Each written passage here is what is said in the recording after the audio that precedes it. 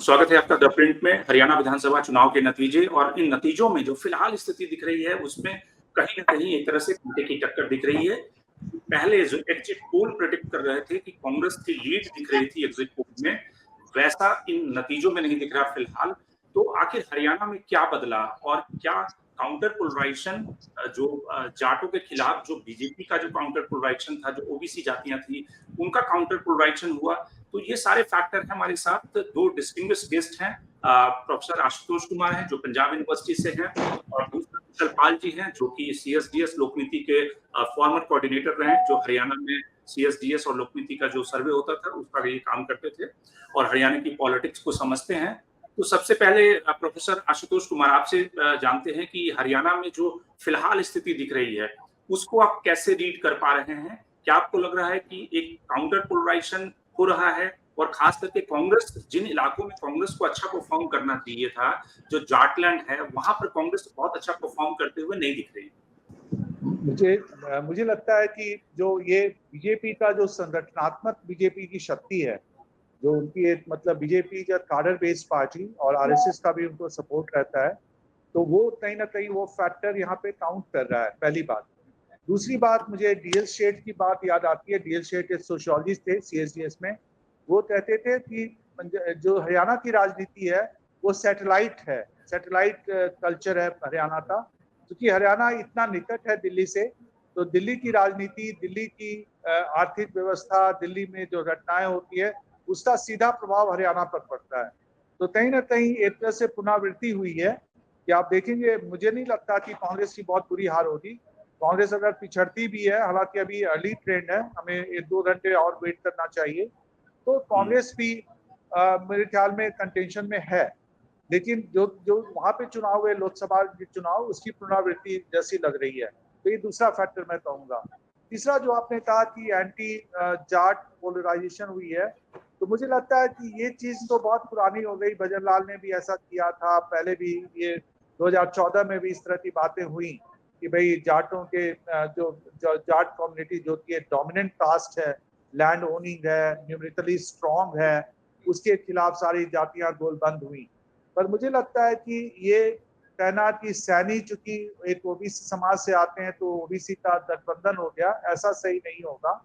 मुझे लगता है कि ये पार्टी की जो संगठनात्मक शक्ति है, जो उनके रिसोर्सेज हैं, और तीसरी बात की मुझे ये भी देखना होगा, अभी तो मैंने देखा नहीं सारे फिगर, डिसएग्रीगेट करना होगा कि ये जितनी जो पार्टियां जमा हुई थी, जेजेपी हुई, आम आदमी पार्टी हुई, और ये जो आपके आईएनएलडी हैं, चाहे वो जो चंद्रशेखर आजाद की पार्टी जो बीएसपी के साथ जुड़ी, तो ये सारी जितनी भी पार्टियां जमा हुई ना शिव जी की बारात की तरह, इन्होंने सारे ने कांग्रेस के वोट काटे होंगे, ये निश्चित बात है।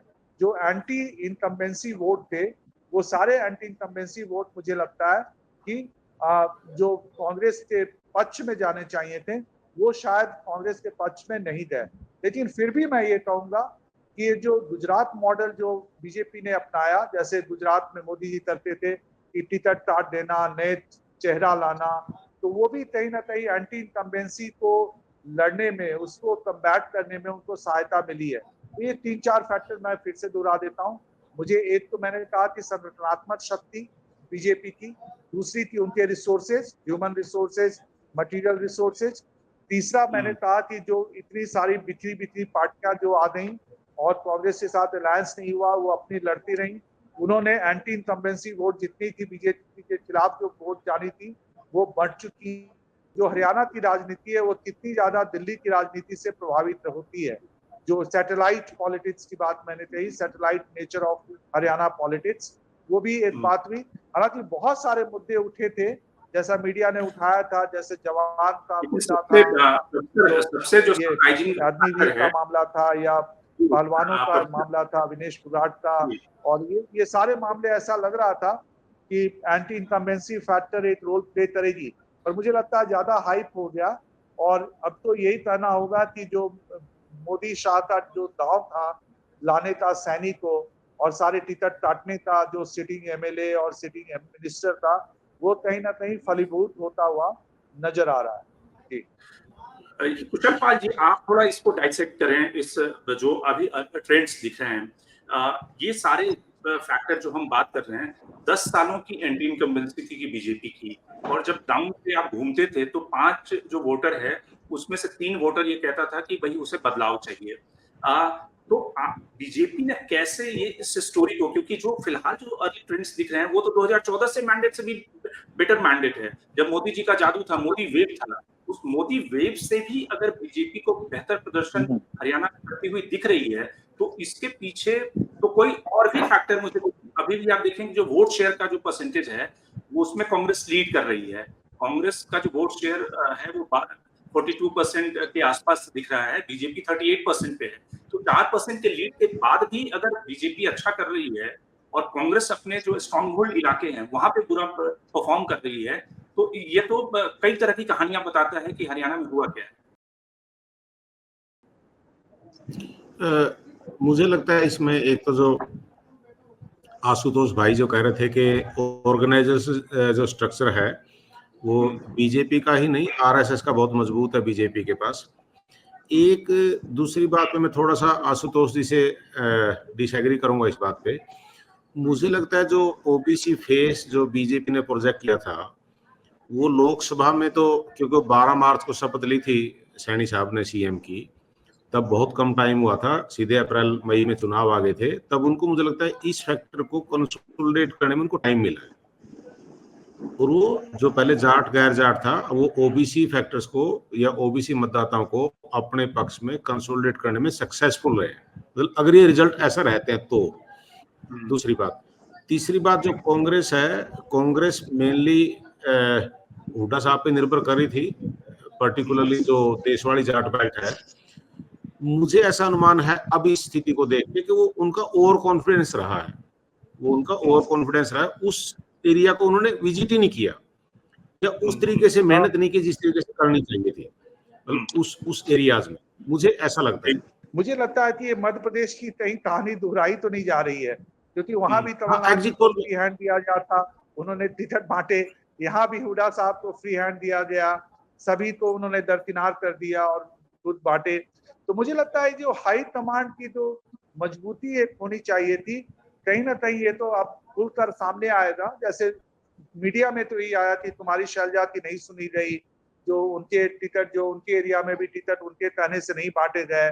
तो कहीं कहीं दलित की संख्या बहुत है हरियाणा में, 20% दलित हैं वो, तो, और फिर ओबीसी समाज भी है, तो कहीं कहीं उसका भी असर हुआ होगा। क्योंकि शैलजा जी बीच में जो दलित बेल्ट है और दलितों का जो वोट है वो कांग्रेस को मिलता हुआ दिख रहा है। तो अच्छा। ये हाँ, इसमें हम ये कहें कि शैलजा के कारण बीजेपी को, कांग्रेस को डैमेज हुआ, वो दलित अभी भी कांग्रेस को वोट मिल रहा है। जो मोटी बात जो दिख रही है वो एक तरह से ऑर्गेनाइजेशनल पुशअप के अलावा जो एक क्या काउंटर पोलराइजेशन हुआ जातियों में, और इस काउंटर पोलराइजेशन में जिस तरह से हुड्डा के डोमिनेंस के ऊपर बार-बार अटैक होती रही, बार-बार प्रधानमंत्री जातियों को ये दिखाते रहे कि भाई हुड्डा शासन आ जाएगा। तो क्या छोटी जातियां जो थी, बैकवर्ड कम्युनिटी थी, उनका एक पोलराइजेशन दिखता है कि मुझे लगता है मतलब सैनी साहब को प्रोजेक्ट करने से बीजेपी को टाइम मिला है वो ओबीसी को मोबिलाइज करने में, मुझे ऐसा अनुमान है। जो आप जो बात करें मैं उसी के उसमें कह रहा हूँ। और अच्छा, दूसरा जो मुझे लगता है कि कुशल भाई, मुझे एक चीज लगता है कि बीजेपी ने एक कहीं ना गलती जरूर करी है कि उन्होंने खट्टर साहब के काम को बिल्कुल ही वो हाशिए पे ले आए।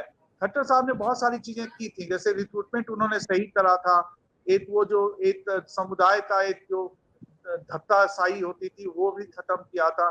तो खट्टर साहब को बिल्कुल ही कैंपेन से बाहर रखना, पोस्टर से बाहर रखना, खट्टर साहब की उपलब्धियों पर बात ही नहीं करना, ये मुझे लग रहा था। फायदा दिख रहा है ना, इसका तो जो ट्रेंड्स हैं उसमें फायदा दिख रहा है कि खट्टर साहब बीजेपी ने सेंस किया, फायदा दिख रहा है। खट्टर ने बहुत चीजें की थी, तो खट्टर का इन्होंने बिल्कुल ही उसको कर दिया। खट्टर को कैंपेन में भी उतना आगे नहीं रखा, पोस्टर पे उनका चेहरा नहीं रखा, जबकि मोदी फैक्टर अब उतना काउंट नहीं करता है। एवरीबॉडी नोस कि अब मोदी जी का अभी भी प्रभाव है, लेकिन ऐसा प्रभाव अभी मोदी जी का नहीं है जो 2014 में हुआ करता था या 2019 में था। तो कामयाब उसको कम करने के लिए उन्होंने खट्टर को सीन से गायब कर दिया, और जनता जो कच्ची पड़ती वाली सरकार थी, जो हुड्डा के ऊपर ये आरोप लगते थे, जनता उससे कन्विंस थी कि भाई ट्रांसपेरेंसी आई है रिक्रूटमेंट में, तो वो हाँ। कहीं ना कहीं इनकम्बेंसी बीजेपी की कम हो गई। लेकिन सिर्फ हाँ। इस जो ट्रेंड्स है उसको मुझे लगता है कि सिर्फ इस आधार पे करना, क्योंकि आप देखें कि जो अलग अलग रीजन है, अलग अलग रीजन है, जैसे कि अहिवाल रीजन है जहाँ पे राव इंद्रजीत का होल्ड है, वहां पे बीजेपी बहुत अच्छा कर रही है। जो जीटी बेल्ट है वहां पे कांग्रेस भी सेंध लगा रही है। तो मैं इसमें ये बता रहा था कि मुझे मेरा अनुमान ऐसा है कि जो हुड्डा साहब के इलाके में जो ये लोग मतलब बीजेपी की बढ़त है या कांग्रेस आ रही है, वो एक किस्म का ये मान लिया कि यहाँ तो हमारी जीत निश्चित है। वो ओवर असेसमेंट कुछ रही होगी इस प्रकार, और कॉन्फिडेंस की वजह से नुकसान हुआ है। और मैं एक और आपको ये बात बता रहा हूँ कि मुझे ऐसा भी अनुमान है कि जो इंटेंस इन फाइटिंग रही है, देखो बीजेपी ने ये मैसेज दे दिया कि शिवराज सिंह चौहान के नेतृत्व में बीजेपी मध्य प्रदेश जीती, फिर भी मुख्यमंत्री किसी और को बना दिया। यहाँ पे पढ़ने से पहले इस तरीके की जो इंटेंस इन फाइटिंग थी उसका कहीं ना कहीं तो नुकसान हुआ है। तीसरा, जो कांग्रेस का जो वोट था वो बहुत ही वोकल रहा एक्शन में, वो बहुत ही मतलब वोकल रहा है, शोर किया है, उसके शोर की वजह से वो प्रोजेक्शंस में मुझे लगता है इस तरह की दिक्कतें आई होगी। जो कई सारे स्टेट में पोलस्टर की प्रॉब्लम होती है कि वो केवल वोकल वोटर को कैप्चर कर पाते हैं। हाँ, और बीजेपी का साइलेंट वोटर रहा, और वो साइलेंट वोटर भी वो मतलब मुझे लगता है सैनी साहब के बदलने से जो शुरू में इनको लोकसभा में एडवांटेज नहीं मिल पाया, वो विधानसभा मिल गया कि उसको इन्होंने कंसोलिडेट कर लिया। मतलब मुझे तो बड़ा फैक्टर ये लगता है कि वो कंसोलिडेट हुआ है तभी जाके बात बनी, क्योंकि ओबीसी भी लगभग 40% के आसपास है हरियाणा में वोटर्स, वो बहुत बड़ा वोट है। और दूसरी बात क्या है कि जब से बीजेपी बनी है हिंदुस्तान में, तब से बीजेपी के साथ अर्बन और अपर कास्ट तो बिल्कुल मेजोरिटी में रहे हैं उसके साथ। जो अर्बन सपोर्ट बेस है और अपर कास्ट जो सपोर्ट बेस है वो बहुत ही मेजोरिटी में रहे हैं। और रिलीजन वगैरह के इश्यूज इस तरीके से हरियाणा की राजनीति में काम नहीं करते हैं, जैसे यहाँ पे तो कास्ट के फैक्टर ही है। तो इन्होंने इस बात को पहचान लिया कि जो 14 में था वो जाट गैर जाट का नैरेटिव चला, और अब मतलब सीएम को बदलने से मतलब उनको टाइम मिल गया उसको कंसोलिडेट करने में अपनी पार्टी के पक्ष में। तो मुझे मोटा मोटा ये अनुमान लगता है, क्योंकि अभी भी बढ़त बीजेपी सामने 49 पे चल रही है और कांग्रेस 35 पे है। टक्कर भले हो, लेकिन उस टक्कर में बीजेपी कंफर्टेबल है, काफी ज्यादा लीड भी है। ठीक है। और मुझे पता नहीं इस बात से मुझे लगता है कि जैसे बीजेपी ने बिल्कुल ये बात रिपीटेडली की कि हमारे अगले सीएम नायब सिंह सैनी साहब ही होंगे, डिस्पाइट द फैक्ट के वी साहब क्लेम करते रहे, उधर से राव इंद्रजीत जी क्लेम करते रहे। कांग्रेस में इस बात को लेकर 2005 में कांग्रेस को स्ट्रेटजी काम आई थी कि वहां से सुरजेवाला साहब को, इधर से शैलजा जी को, हुड्डा साहब को, भजन लाल जी को, इनको सबको अपने अपने रीजन में सीएम प्रोजेक्ट करने से इनको बहुत बड़ा एडवांटेज मिला था, मतलब 67 सीटें। एक सवाल और कुशल पाल जी ये पूछना चाहूंगा कि जैसे जब आप सीएसडीएस के लिए सर्वे करते थे तो कोई पार्टी जिसको ज्यादा वोट शेयर मिल रहा है, जैसे कांग्रेस को ज्यादा वोट शेयर मिलता हुआ दिख रहा है, लेकिन सीटें उसकी कम दिख रही हैं, तो ये वोटों का जो कंसंट्रेशन है वो क्या पूरे स्टेट में, एक क्रॉस स्टेट में उस तरह से स्प्रेड नहीं होता? जो सीएसडीएस का सर्वे है वो बहुत ही साइंटिफिक है, वो बहुत ही ऑब्जेक्टिव है। उसमें बाकायदा वो रैंडम सैंपलिंग होती है, मेल फीमेल सब उसमें, मतलब हमें पता नहीं होता पहले किसका नाम आएगा। लेकिन जो हिंदुस्तान का जो इलेक्टोरल सिस्टम है वो है first past the post system. तो कभी कभी आप ये एनालाइज करना कि 98 के जो पार्लियामेंट्री इलेक्शन हुए, 99 के जो पार्लियामेंट्री इलेक्शन हुए, उसमें एक पॉलिटिकल पार्टी को परसेंटेज वोट ज्यादा मिल रहा है, सीट कम मिल रही है। तो ये ऐसा पॉसिबल है कि आपके पास परसेंटेज ऑफ वोट ज्यादा है और नंबर ऑफ सीट कम आ रही है। ये फर्स्ट पास दी पोल सिस्टम के कारण ऐसा होता है। सपोज एक जगह पे कोई एक व्यक्ति पार्लियामेंट्री इलेक्शन 5 लाख से जीत रहा है और दूसरा वही मतलब 5,000 से जीत रहा है, तो फर्क पड़ गया ना इस बात का। उसकी वोट परसेंटेज तो उस पार्टी की ज्यादा आएंगी और हो सकता है उसकी सीटें कम आ जाए। तो ये जो मैं सुबह से टीवी चैनल पे देख रहा हूँ कि वोट परसेंटेज ज्यादा है, वोट परसेंटेज ज्यादा है, तो फर्स्ट पास्ट दी पोस्ट सिस्टम की वजह से ऐसा कंट्राडिक्शन हो सकता है कि आपके पक्ष में वोट परसेंटेज ज्यादा हो और आपकी सीटें कम आ जाए। अगर आपने 4 सीटें बहुत बड़े बड़े उससे जीत ली हैं और बाकी सीटें आप हार गए, तो उसकी वजह से वोट परसेंटेज तो आपका ज्यादा हो सकता है, सीटें आपको कम मिल सकती हैं। ये तो हिंदुस्तान के जो इलेक्टोरल सिस्टम है उसकी दिक्कत है, ये ऐसा संभव है। मतलब मैं इस बात से सहमत हूं कि कांग्रेस के पक्ष में अगर वोट परसेंटेज ज्यादा दिखाया गया है और उसकी सीटें कम है तो आ सकती हैं, इसमें कोई हैरानी वाली बात नहीं है। इसमें कोई मतलब बहुत बड़ी घटना नहीं है, ये बिल्कुल पॉसिबल। तो एक फाइनल लास्ट कमेंट आपसे मैं लूंगा कि आपको अभी भी उम्मीद है कि कुछ इसमें परिवर्तन होगा, या ये चीजें किस तरह हो जाएंगी जो ट्रेंड्स दिख रहा है? अभी भी मतलब अभी पता नहीं कितने राउंड हुए हैं, मुझे अगर राउंड का पता लगा, क्योंकि अगर राउंड 18-19 है, पहले 4-5 राउंड में मतलब गैप कितना है इनका, अभी कितना बड़ा है कोई मतलब उस पर डिपेंड, क्योंकि मुझे लगता नहीं कि इसमें लाखों का गैप होता है, क्योंकि कॉन्स्टिट्यूएंसी में किसी में 1.5 लाख, किसी में 2 लाख वोट है, 2.5 लाख ऐसे ही है। तो अभी डिपेंड करेगा इस बात के ऊपर कि जैसे अम्बाड़ा कैंट पर सीट कम दिखा रहा कांग्रेस तीसरे नंबर पे है, तो ऐसे कहीं चौथे नंबर पे है, और लेट्स होप के मतलब देखते हैं क्या रहेगा शाम तक। चलिए, बहुत बहुत धन्यवाद कुशल पाल जी हमसे जुड़ने के लिए। और कुल जी, मिला के नमस्ते। जो हरियाणा के नतीजे हैं, जिस तरह से रिजल्ट आ रहे हैं, उसमें कई सारे ऐसे फैक्टर हैं जी, जिनके जवाब ढूंढने की कोशिश होगी कि किस तरह से बीजेपी 10 जी, सालों की एंटी इनकम्बेंसी के बाद भी बहुत अच्छा परफॉर्म करते हुए जी, दिख रही है। यानी कि 2014 के जी, आंकड़े को अगर बीजेपी बीट कर रही है, तो बीजेपी के लिए एक बड़ी कामयाबी मानी जाएगी, अगर यही नतीजे रिजल्ट में सारे राउंड पूरा होने के बाद क्रिस्टलाइज हो जाते हैं तो। जी, शंकर जी, हरिवंश, जी, इसमें कोई संदेह नहीं। Thank you so much. धन्यवाद।